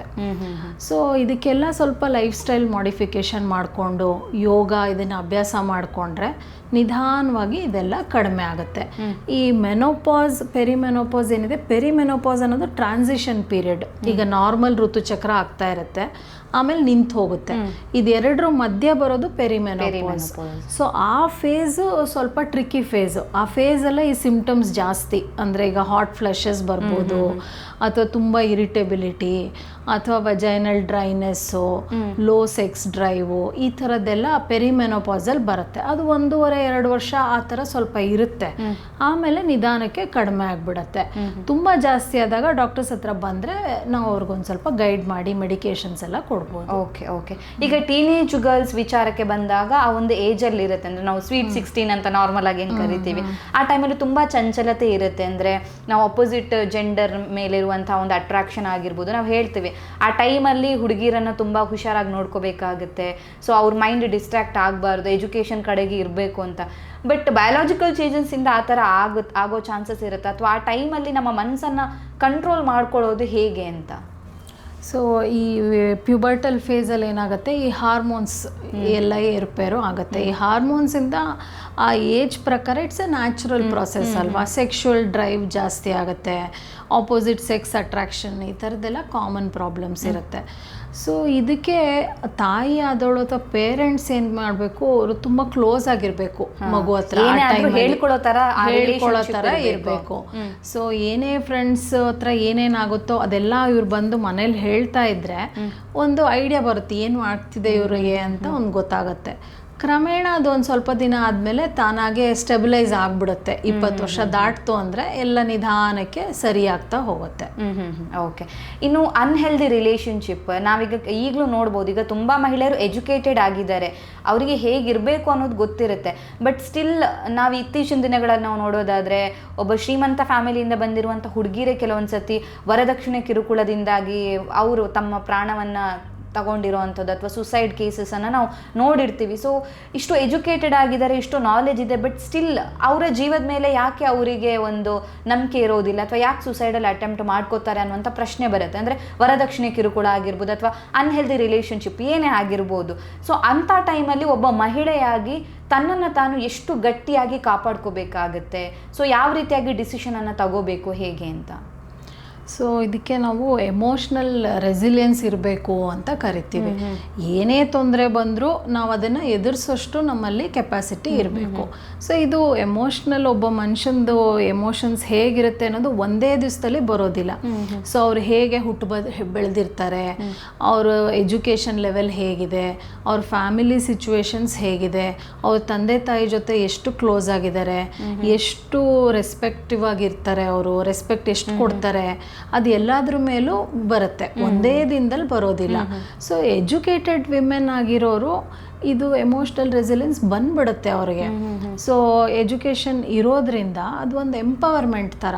ಸೊ ಇವತ್ತು ಏನೇ ಒಂದು ರಿಲೇಷನ್ಶಿಪ್ ಹಾಳಾಗಿದೆ ಅಥವಾ ಮುಂದುವರ್ಸೋಕ್ಕಾಗಲ್ಲ ಅನ್ನೋ ಪರಿಸ್ಥಿತಿ ಇದ್ರೂ ಓಕೆ, ಇಲ್ಲಿಂದ ನಾನು ಮುಂದಕ್ಕೆ ದಾಟ್ಕೊಂಡು ಬೇರೆ ಏನೋ ಮಾಡ್ಕೋಬೋದು ಅನ್ನೋ ಧೈರ್ಯ ಇರಬೇಕು. ಹೌದು.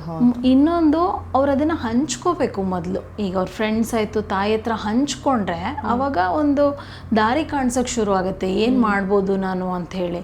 ಈ ಸೂಸೈಡ್ ಕೇಸಸ್ ಎಲ್ಲ ಮೋಸ್ಟ್ಲಿ ಏನಾಗುತ್ತೆ, ಅವರು ಈ ಸಮಾಜಕ್ಕೆ ಹೆದರಿ ಅಥವಾ ನಾನು ಈ ಥರ ನನ್ನ ಸಿಚುವೇಶನ್ ಇದೆ ಅಂತ ಯಾರಿಗಾರು ಹೇಳ್ಬಿಟ್ರೆ ಏನಾಗ್ಬಿಡುತ್ತೋ, ಇನ್ನೊಬ್ರು ಏನು ಅನ್ಕೊಂತಾರೋ ಅಂತ ಅವ್ರು ಹೇಳ್ಕೊಳ್ಳೋದಿಲ್ಲ.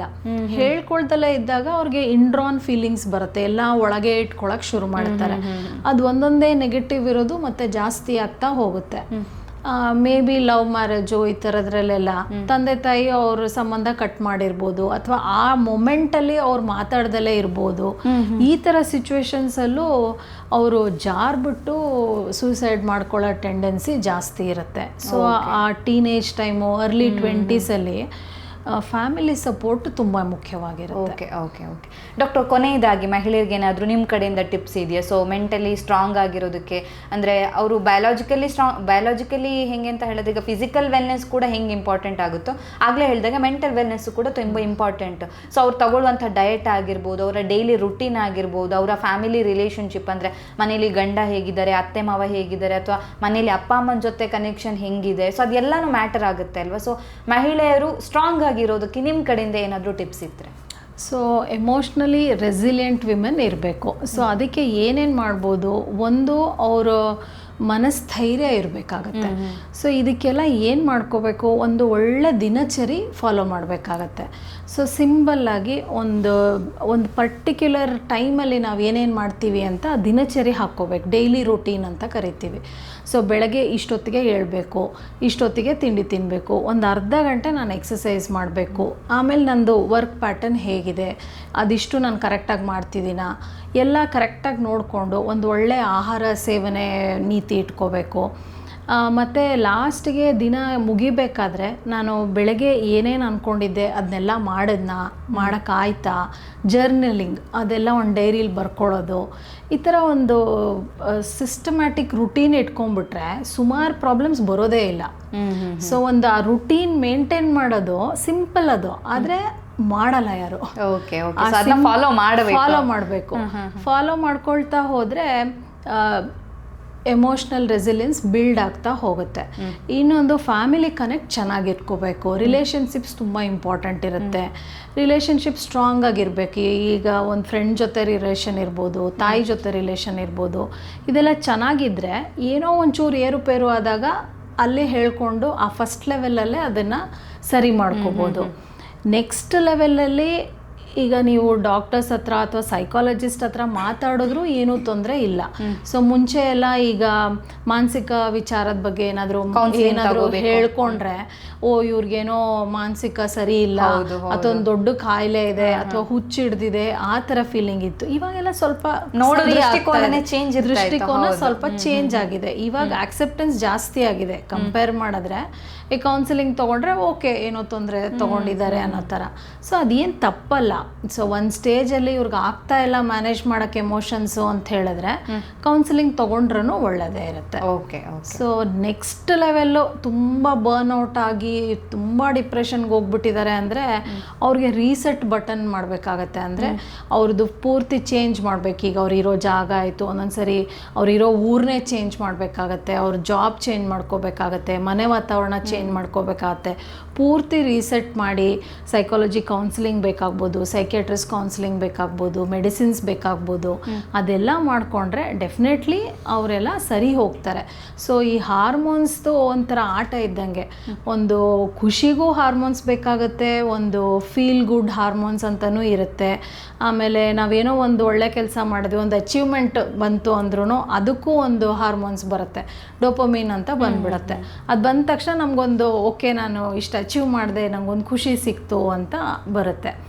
ಸೊ ಆ ಥರ ನಮಗೆ ಖುಷಿನೂ ಬರುತ್ತೆ.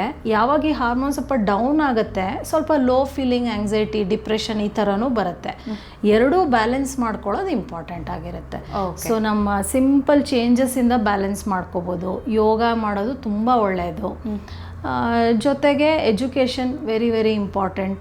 ಇದಿಷ್ಟು ಮಾಡಿಕೊಂಡ್ರೆ ಆರೋಗ್ಯವಾಗಿ ಇರ್ಬೋದಾಗತ್ತೆ. Okay, thank you so much doctor. ನಮ್ಮ ಇವತ್ತಿನ ಕಾರ್ಯಕ್ರಮದಲ್ಲಿ ಮಹಿಳೆಯರು ಯಾವ ರೀತಿಯಾಗಿ ಮಾನಸಿಕವಾಗಿ ಸದೃಢವಾಗಿರಬೇಕು, ಸೊ ಮೆಂಟಲಿ ಸ್ಟ್ರಾಂಗ್ ಆಗಿರಬೇಕು ಅಂದರೆ ಯಾವೆಲ್ಲ ವಿಚಾರಗಳನ್ನು ಅವರು ಪಾಲಿಸಬೇಕು ಅನ್ನೋದ್ರ ಬಗ್ಗೆ ಸರಳವಾಗಿ ಅರ್ಥ ಆಗೋ ರೀತಿಯಲ್ಲಿ ಹೇಳಿದ್ದೀರಾ. ಸೊ ಅದು ಯಂಗ್ ಏಜಲ್ಲಿ ಆಗಿರ್ಬೋದು ಅಥವಾ ಅವರು ಆಫ್ಟರ್ ಡೆಲಿವರಿ ಆಗಿರ್ಬೋದು ಅಥವಾ ಮನೆ ಪ್ರಾಬ್ಲಮ್ ಆಗಿರ್ಬೋದು. ಸೊ ಎಲ್ಲವನ್ನ ಆ ಮಲ್ಟಿ ಟಾಸ್ಕಿಂಗ್ ಇದನ್ನು ಯಾವ ರೀತಿಯಾಗಿ ಬ್ಯಾಲೆನ್ಸ್ ಮಾಡಬೇಕು ಅನ್ನೋದ್ರ ಬಗ್ಗೆ ನಮ್ಮ ಆಡಿಯನ್ಸ್ಗೆ ಹೆಚ್ಚಿನ ಮಾಹಿತಿನ ತಿಳಿಸ್ಕೊಟ್ಟಿದ್ದೀರಾ. Thank you so much.